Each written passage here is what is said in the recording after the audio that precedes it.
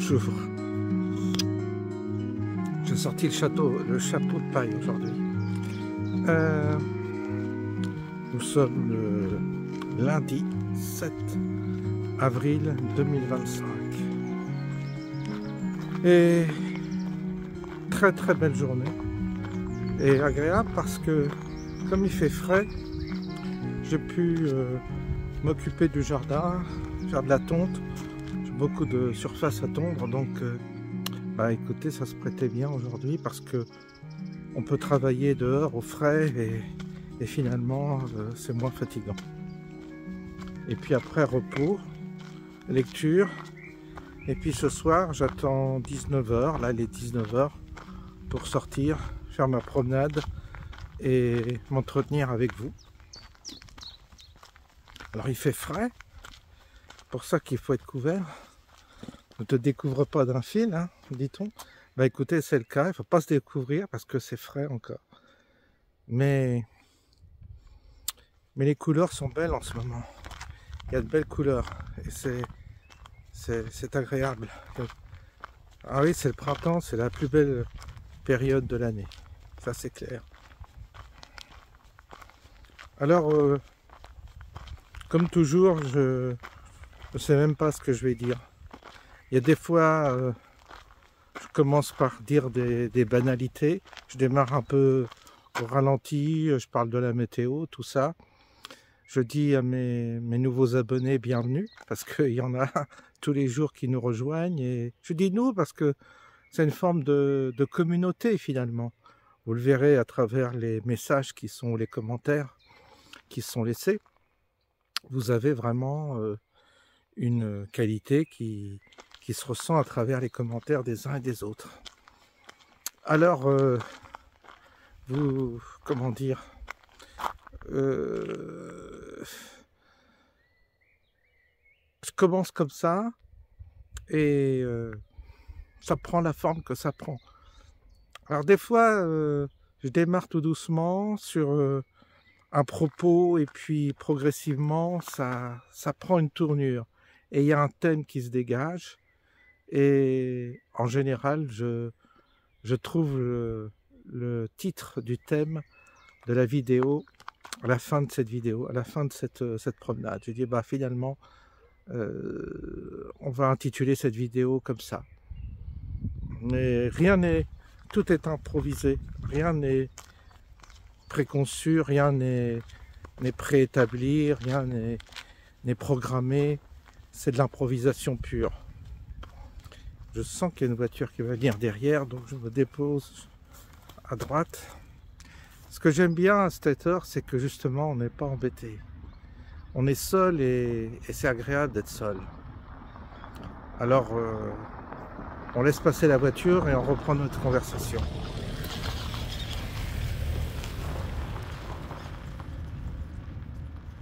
Voilà, c'est passé. Donc, oui. Comme je vous disais, bienvenue aux nouveaux abonnés. Vous verrez que oui, c'est une forme de communauté, de gens qui se respectent. Il y a une bienveillance mutuelle et c'est plutôt cool, quoi, cet état d'esprit. On essaie d'avancer dans un état d'esprit qui est bienfaisant. On n'a plus du tout envie de se prendre la tête. C'est pour ça quand je vois il y a des commentaires déplacés ou déplacés quand je dis déplacés, c'est-à-dire oui, déplacés qui correspondent pas à l'état d'esprit que je souhaite, je bannis les personnes de ma chaîne, c'est-à-dire je les interdis à nouveau de poster des commentaires puisque je vois pas en quoi je vois pas ce que ça apporte d'apporter un mauvais état d'esprit ou d'apporter une contradiction. Alors la contradiction, un avis, oui, mais parfois il y a des avis tranchés, enfin des avis qui sont pas de bon augure, quoi, qui sont cassants, qui sont violents, qui sont déplacés, quoi, c'est tout. Bon. Et puis, comme c'est ma chaîne, c'est moi un peu. Alors nous formons une communauté, mais c'est moi qui dirige. C'est moi qui décide. C'est le principe, hein, quand on crée une chaîne, c'est sa chaîne. Alors évidemment, c'est comme si J'avais une grande maison, un grand domaine. Alors j'accepte qu'on y vienne, j'aime bien avoir des invités, mais ceux qui se tiennent mal, ceux qui sont vulgaires, ceux qui n'ont pas les codes, bah, je les exclus. En fait, je fais un tri. Et c'est comme ça qu'on devrait tous faire un tri. Un tri autour de nous, un tri sélectif. Il ne faut pas avoir peur de sélectionner. Et c'est des fois douloureux, ça j'entends. Ça peut être douloureux, mais c'est nécessaire. On est obligé, parce que sinon, on se retrouve avec des parasites ou des esprits qui vous parasitent et qui vous perturbent. En fait, qui vous gâchent tout. Donc c'est à chacun de trouver la mesure dans la relation qu'on a avec les autres, une mesure juste. Vous voyez, c'est soit on est, comment dire, conscient de ça et on gère la relation d'une manière juste, sans être trop envahissant, ou soit on ne mesure pas, on n'a pas comment dire, la maîtrise de cette question et on risque de se brouiller en général avec la personne parce qu'on est trop envahisseur. Il ne faut pas être trop envahisseur, mais il faut être présent en même temps. C'est subtil également, vous voyez, c'est la relation amicale, c'est la relation qu'on doit entre humains. On a une zone on a une zone de sécurité, on a une zone qu'on ne veut pas, qu'on ne souhaite pas qu'elle soit une zone intime qui est importante aussi. C'est ce que j'avais apprécié aux États-Unis. Il y a une zone à pas franchir. Quand vous attendez derrière, quand vous êtes dans une queue, tout ça, les gens observent une distance avec les uns et les autres pour pas empiéter sur la sphère de la personne. Il faut respecter. Il y en a qui nous collent, des fois, ils n'ont pas le sens, ils se collent à vous, tout ça, c'est très désagréable parce qu'on a tous une forme de sphère autour de nous qui est invisible, mais qui fait partie de notre personne et on n'aime pas être collé. Les Américains ont le sens de ça. Et donc il y a une distance comme ça qui est observée les uns vis-à-vis des autres, c'est très agréable. Alors qu'en France, souvent, les gens n'ont pas la correction de tenir. Ils vous collent. Je vois aux caisses, des fois, les gens vous collent. C'est très mal poli, c'est très, très déplaisant. Ben, c'est un peu partout. C'est un peu, pour toutes les questions, c'est un peu comme ça. On ne doit pas coller les autres comme ça. On ne doit pas les parasiter trop. Il faut respecter. Il faut respecter la distance. Il faut respecter les codes. Les codes de bienséance. Ça se faisait automatiquement autrefois parce que dans la civilisation, on avait intégré ça. Avec la sauvagerie et la barbarie actuelle, on a perdu ces codes et c'est ce qui donne des fois des relations déplaisantes parce que les gens sont mal élevés, tout simplement, n'ont pas conscience. Par exemple, il y a des gens qui ont des mails, qui ont mon mail. Mon mail est accessible. Là, il y en a qui envoient 10 mails par jour. C'est pas, ils s'imaginent que je vais les lire et que ils envoient des liens comme ça, ils voient des trucs, il y en a qui passent leur temps sur le net, puis ils te balancent, puis ils te balancent sans même mettre, c'est comme ça, ils pensent que tu vas passer ta vie à regarder que les mails de la personne et que tu vas écouter les 10 000 vidéos, ils t'envoient 10 vidéos par jour, ils pensent que tu as le temps de consacrer du temps à 10 vidéos qu'ils vont t'envoyer et que tu vas les écouter. Ils n'arrivent pas à intégrer le fait que quand toi tu as une chaîne comme j'ai, ça prend beaucoup de temps, que tu es très sélectif dans ce que tu regardes très rapidement les choses, tu essayes de sélectionner ce qui te semble important, et en même temps tu as ta vie, tu as, surtout je vous dis, j'ai un jardin, j'ai une maison à entretenir, j'ai ma vie, j'ai mes courses à faire, ma cuisine à faire, etc. Et des pauses de lecture, etc. Ben, mes journées sont très très complète et occupée, il est évident que je passe très peu de temps sur le net, en réalité. Bien que je sois sur cette chaîne, mais je écoute une ou deux personnes, parfois en déjeunant, et pendant le déjeuner, c'est l'occasion d'avoir une écoute.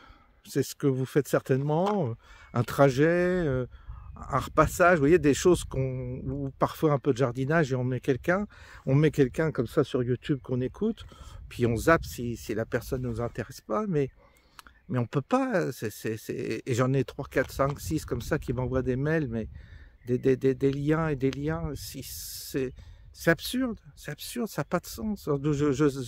Je mets simplement message indésirable et ça va dans les spams.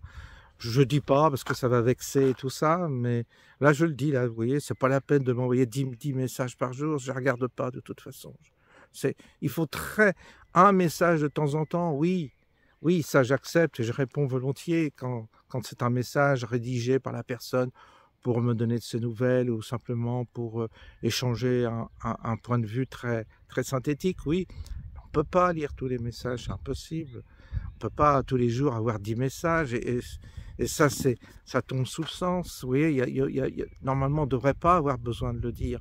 Ben non, il y a des gens, ils pensent que vous allez lire tous leurs liens, tous leurs messages, rien qu'eux, les autres non. Parce que celui qui t'envoie 10 messages, il pense que tu vas lire ses messages à lui, mais les autres, ils ne pensent pas que d'autres font la même chose. Et qu'en réalité, si tu fais la compilation de tout, tu en as peut-être 30, 40 par jour à lire, avec enfin des liens sur lesquels il y a des vidéos que tu as déjà vues ou qui n'ont aucun intérêt ou qui datent de je ne sais combien.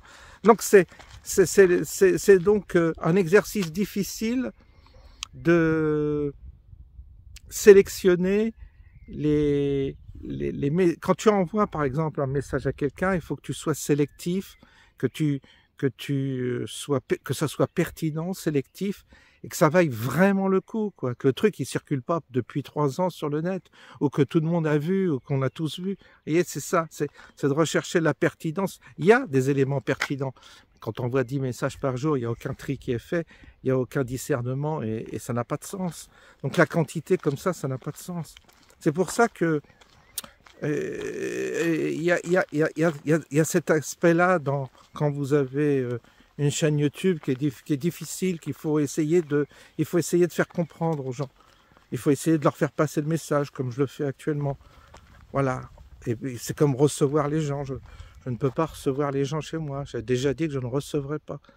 Et parce que c'est pas une zone d'accueil, j'ai pas de structure et je n'ai pas la volonté de recevoir les personnes chez moi. Et pour l'instant, je vous dis, si un jour ça doit se faire, ça se fera naturellement.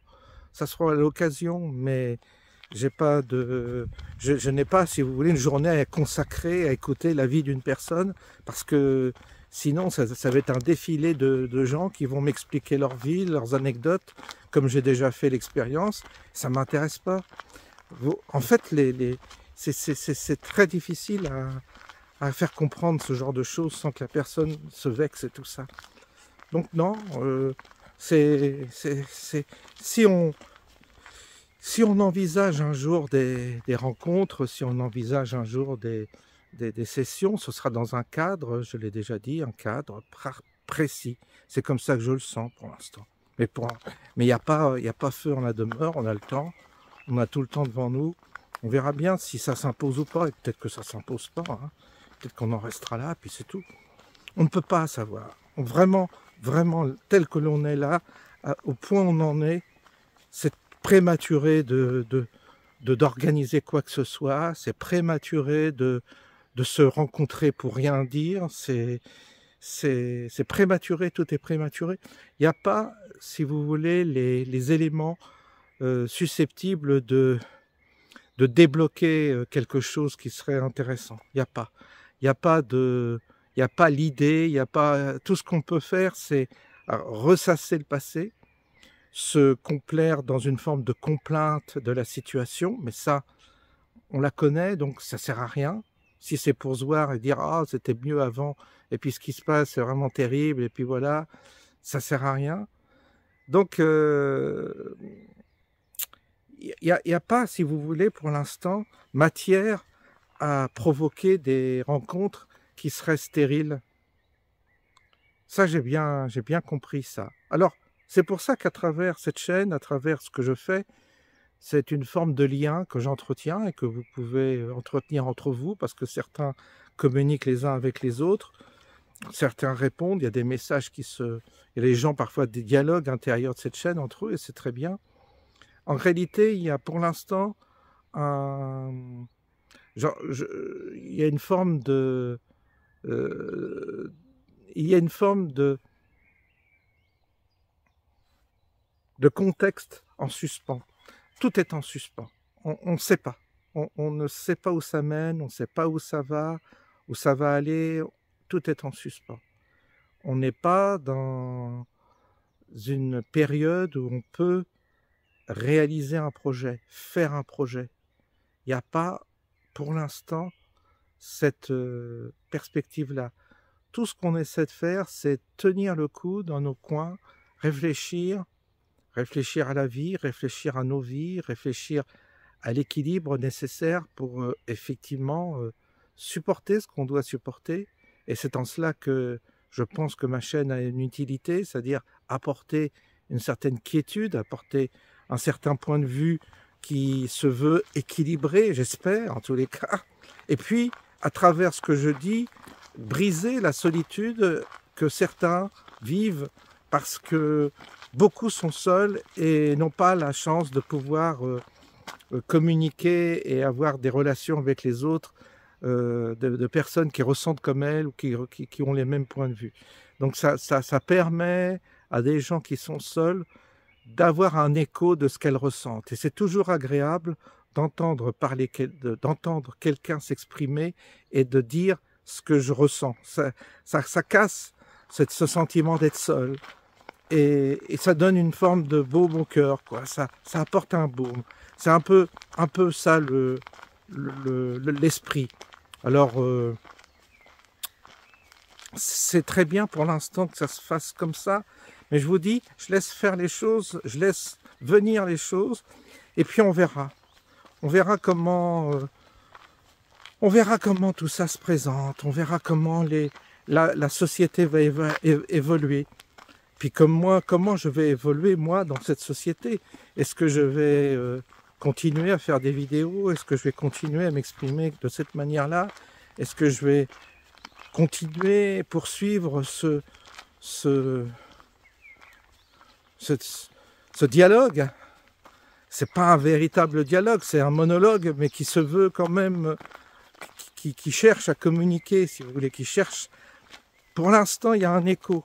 Donc, je continue. Il n'y aurait pas du tout d'écho, j'arrêterai évidemment. Donc il y a un écho. Les gens sont...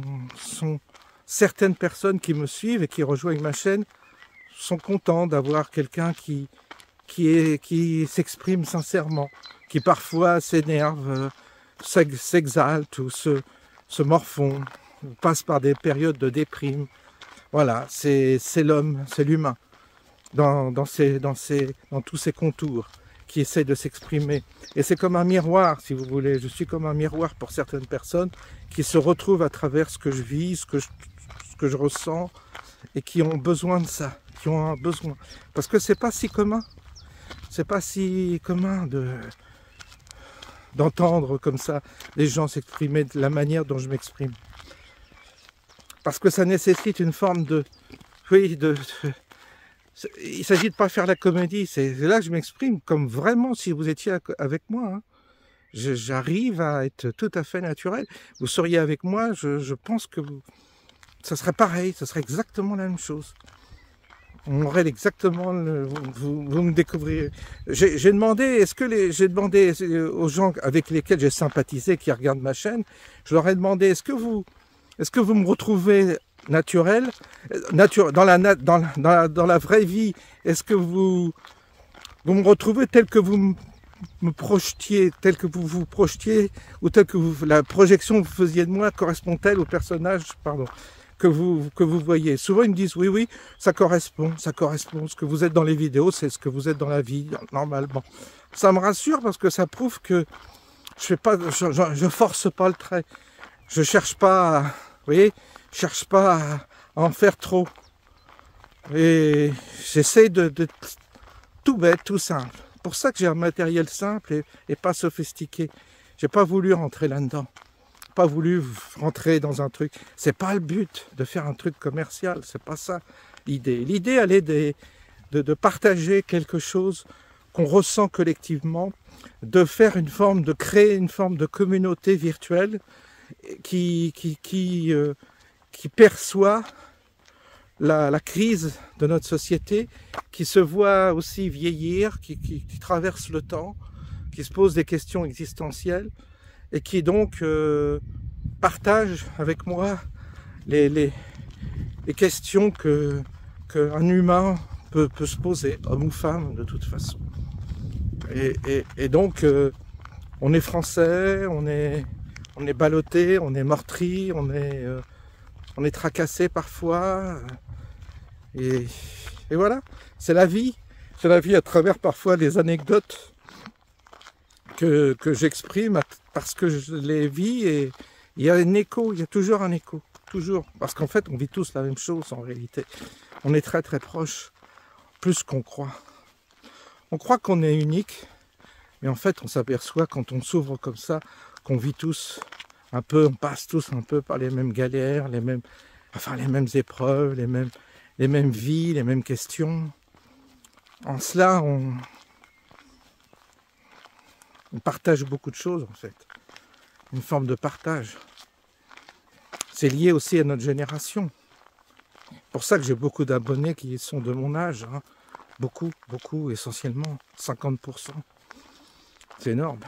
Bah oui, parce que on a un parcours de vie, on a un recul sur la vie, les gens de ma génération, ils ont fait plusieurs jobs, ils ont eu des vies chaotiques, affectives, parfois chaotiques aussi, ils ont des gosses, ils ont des parents qui sont dans des EHPAD, vous voyez, c'est tout ça qui a meublé notre vie, toutes ces séquences-là, on les retrouve. Alors je les exprime, je les exprime et je les détaille avec mon regard, mon filtre à moi, bien entendu, mais certains me disent oui, c'est ça, c'est ce que je ressens également. Donc ça prouve bien qu'on est vraiment liés quand même par les mêmes éléments. Et ça prouve qu'on est vraiment, que la solitude dans laquelle qu'on est une forme d'illusion de solitude. Parce qu'en réalité, on n'est pas seul puisqu'on vit les mêmes choses et on partage parfois les mêmes sentiments, les mêmes réactions, les mêmes questions. Mais ça donne pas, si vous voulez, ça produit pas un projet. Ça produit pas un truc qui nous permettrait de pénétrer une autre séquence, de rentrer dans un autre état. Alors oui, on peut certainement parfois chacun dans son côté vivre des périodes exaltantes sur le plan spirituel, avoir des périodes très excitantes parce qu'on est content, on ne sait pas pourquoi, on a une joie qui arrive, on a une perception du divin, on a une perception. Alors bien sûr, des fois, on a envie de la partager, mais l'autre n'est pas dans le même état et ça reste ça par contre, ces séquences dans lesquelles on est, qui sont des séquences parfois soit de tristesse, d'exaltation, de tristesse, enfin des séquences affectives qui nous touchent, eh bien elles servent pas à fédérer elles servent pas à conditionner un tronc commun qui nous permettrait collectivement de sortir de cet état transitionnel dans lequel nous sommes. Voilà, si je peux m'exprimer ainsi. C'est-à-dire que tu vis quelque chose, mais tu peux pas entraîner dans ton exaltation, tu peux pas entraîner les autres. Les autres peuvent te dire « Ah oui, bon, bah, c'est sympa ce que tu vis, mais moi je ressens pas ça. » Vous voyez ? Par contre, les séquences dont je vous parle, ça, on est plusieurs, les séquences de galère, ça par contre, on s'entend bien là-dessus. On les vit tous collectivement. Mais quant à nos états d'âme ou nos états affectifs, parfois passagers, qui se produisent comme ça au détour d'une séquence particulière de nos vies, ça reste individuel, ça reste des parcours individuels qui n'ont pas la force nécessaires pour emmener les autres avec toi. Par exemple, tu as une séquence vraiment superbe sur le plan intérieur, spirituel, ou j'en sais rien, et puis tu as envie de partager, ah, j'ai senti ce que c'était, que le bonheur, que la joie, que l'amour. Alors tu as envie d'en parler aux autres. Mais les autres restent de glace, restent froids parce qu'ils ne sont pas sur la même fréquence. Et tu ne peux pas les emmener sur ta fréquence.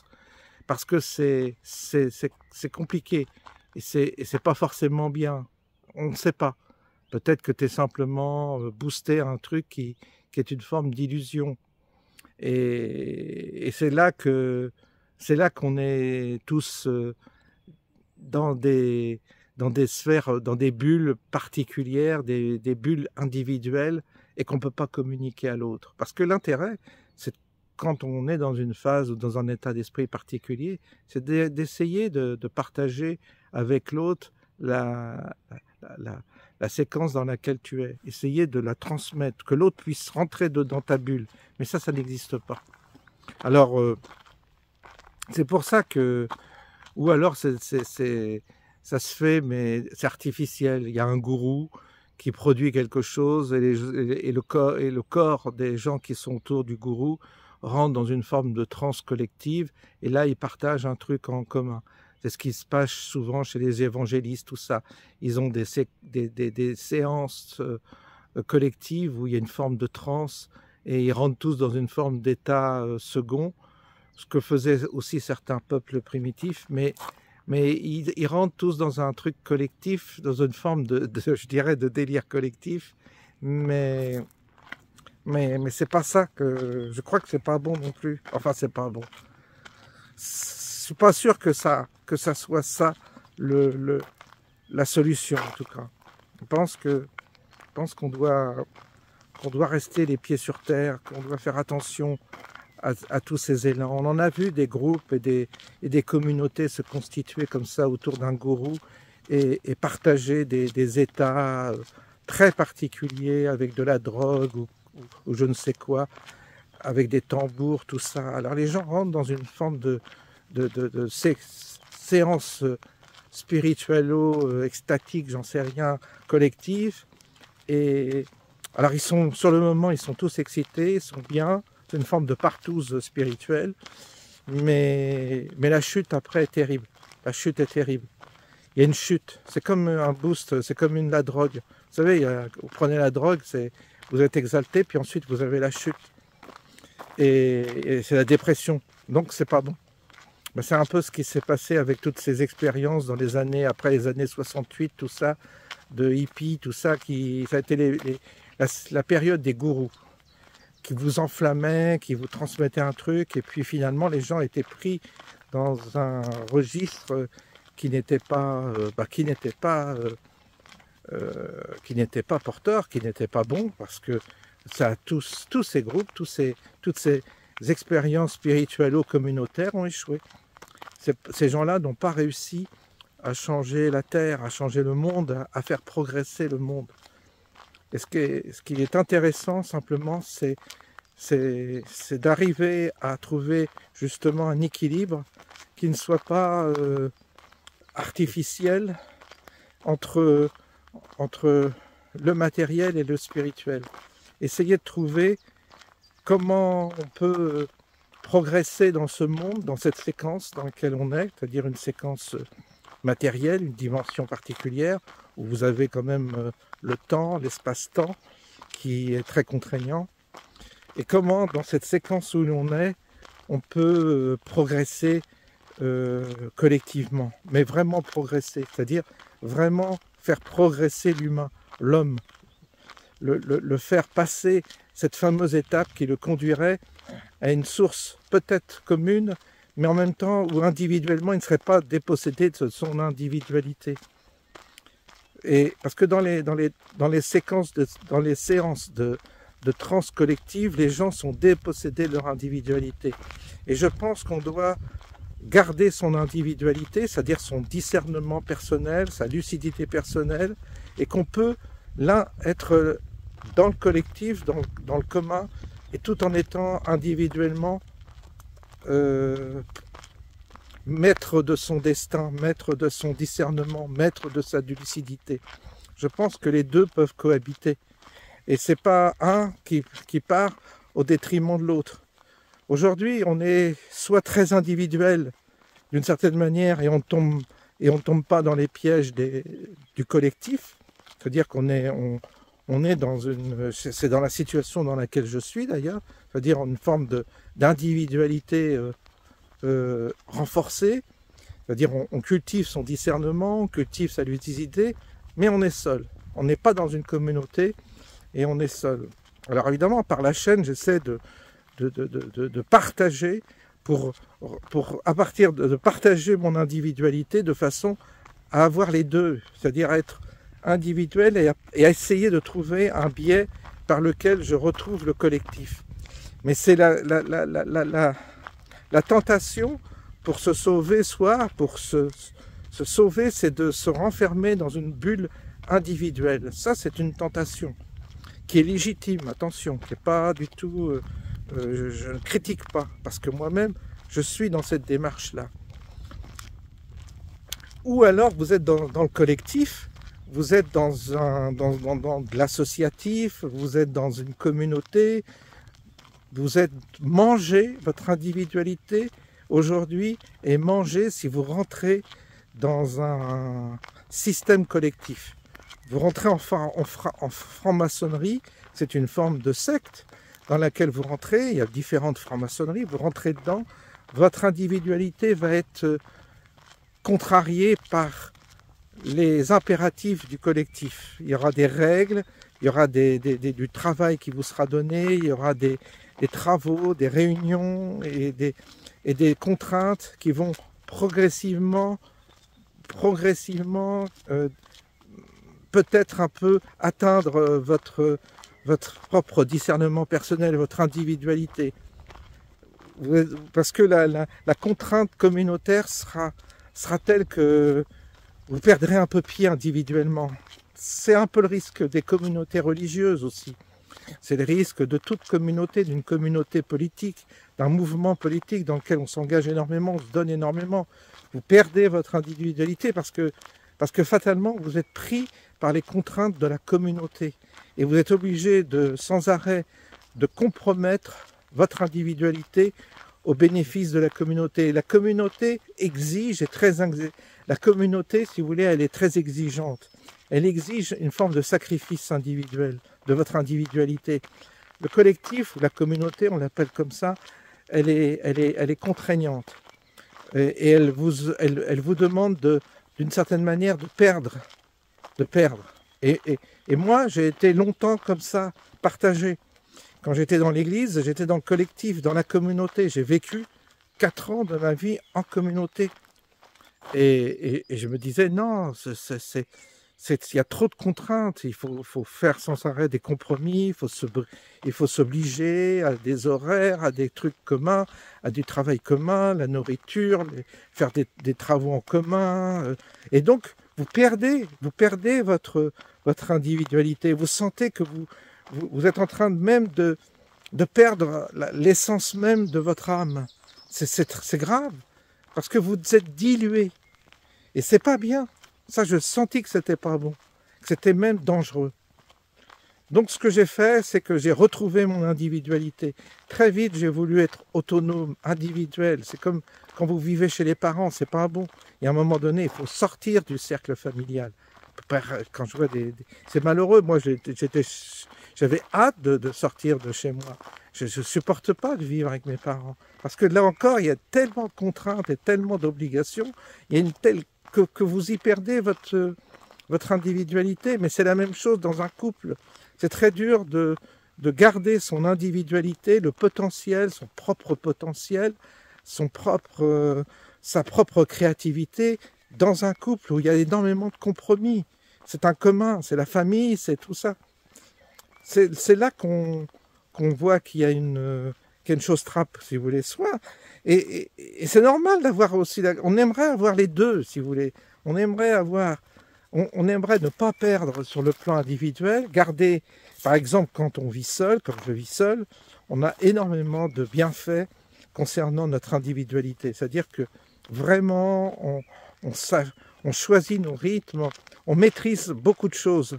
C'est-à-dire on n'est pas dépendant des autres. Donc on a la liberté de manger à l'heure que l'on veut, de se coucher à l'heure que l'on veut, de lire à tel moment que l'on veut, de choisir toute la manière, tous les choix que l'on fait, c'est individuel. Tu achètes une voiture, ça va être la voiture de ton choix.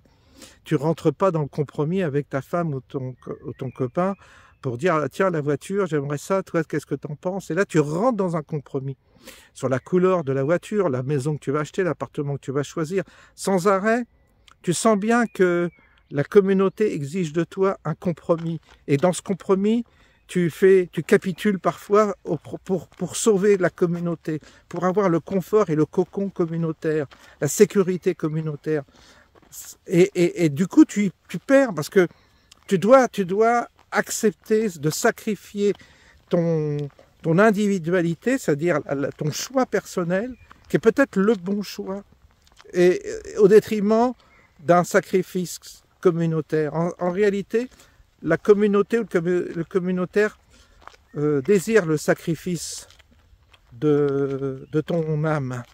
C'est grave ce que je vous dis, hein, mais je suis en train en développement, vous voyez, je n'étais pas parti sur ce sujet-là, puis en développant avec vous ce thème, je m'aperçois que l'un et l'autre conduisent à une impasse. L'individualité dans son extrême, dans son application extrémiste, vous conduit à être seul, un ours, un type seul totalement, ou une femme seule. C'est une forme de masturbation, je dirais, individuelle, où vous vous faites plaisir tout seul. Il n'y a plus de communion, il n'y a plus rien. Donc vous gagnez d'un côté, mais vous perdez la communication avec les autres et le plaisir aussi d'être avec les autres, un certain plaisir, un certain bienfait. Il y a un équilibre affectif aussi d'être avec les autres. Être seul, vous risquez de perdre un certain équilibre.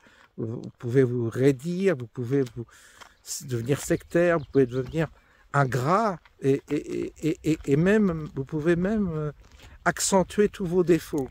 Donc il y a un risque d'être seul, d'être individualiste, et il y a un gros risque.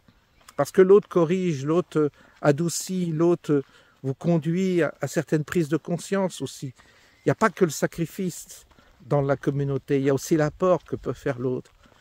Et cet apport est important. Donc c'est toute une question d'équilibre. Mais cet équilibre, aujourd'hui, il est très compliqué à trouver. Et c'est pour ça que je vous dis qu'il faudrait avoir les deux. C'est-à-dire il faudrait avoir les bienfaits de la communauté tout en n'ayant pas les méfaits sur notre plan individuel, sur la réalisation individuelle de notre personne. Et il faudrait garder la qualité de notre individualité, la qualité personnelle que nous devons continuer à développer, et sans la suspendre pour se compromettre dans une communauté qui nous fait du bien. L'équilibre est vraiment très difficile à trouver dans les deux. Alors moi j'étais partagé entre soit rentrer dans un monastère ou être prêtre seul dans ma paroisse. Et je me posais la question, je me dis, non, quand j'allais dans des monastères, je me dis, non, il n'y a rien à faire, je ne peux pas. Là, ton individualité est totalement brisée. Tu es vraiment brisé individuellement. Tu es obligé vraiment de faire abnégation de toi. Et là, il ne s'agit pas de tuer l'ego, parce que il ne faut pas confondre l'ego et l'individualité, c'est deux choses différentes. Mais on a une âme particulière, on a une âme à développer, qui a ses propres qualités, qui doit se développer. Et c'est dans un carcan communautaire, elle va être étouffée. Donc je me disais, être prêtre seul. Mais quand tu es prêtre tout seul, c'est galère aussi, parce que tu es isolé, tu vois, t'as pas l'appui t'as pas l'appui des autres, tu n'as pas la force du communautaire, tu es fragile, tu es perfectible, tu es vraiment fragile et tu peux te faire avoir aussi. Parce que c'est dur d'être seul et d'être fort. Donc quand tu es seul dans ton coin et que tu es individualiste, évidemment, tu as des occasions de te développer individuellement, mais tu as aussi, tu es fragile face au monde, c'est-à-dire quand tu es dans l'adversité, c'est plus dur de se défendre seul qu'à plusieurs. Donc vous voyez, on est toujours entre les deux. Il y a pas de... J'ai pas encore trouvé la clé qui serait idéale. Et je pense qu'on doit, vous voyez, travailler ces questions-là, en tous les cas y réfléchir pour pouvoir justement résoudre l'énigme qui consiste à pouvoir vivre les deux. Alors si vous avez un chef, un gourou, un truc, ça aussi c'est pas bon. Il en faut un, mais un qui soit intelligent, qui casse pas les individualités, qui permettent aux individualités de se réaliser. Et ça, c'est toute la qualité que doit avoir un chef ou un gourou. Si on veut. Ça, tout le monde n'a pas ça. Donc, vous voyez, c'était, ben voilà, un peu ça. Voilà, le thème ça y est fait. On est parti, vous voyez comme quoi, on est parti, je ne sais même pas comment on est arrivé à développer cette idée. Comme quoi, c'est drôle. Donc, je ne sais même pas comment je vais intituler cette vidéo. Il faut que je trouve un titre facile, individuel, collectif. Est-ce que le collectif tout l'individu? Un truc comme ça, on verra. Voilà, bah écoutez, tout ça, bah, il va être bientôt 8 heures, hein, ça fait un moment qu'on... Avec 42 minutes, à chaque fois on en a pour quasiment 1 heure. Pas 1 heure, mais 45, 50 minutes quand même. Hein, c'est des entretiens qui sont assez longs, je me rends pas compte que le temps défile.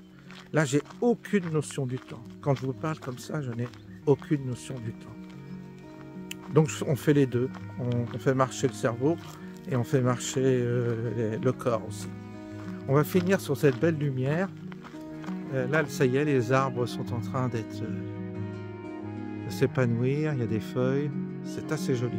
Je vous laisse partager ces moments-là et puis je vous souhaite une bonne soirée.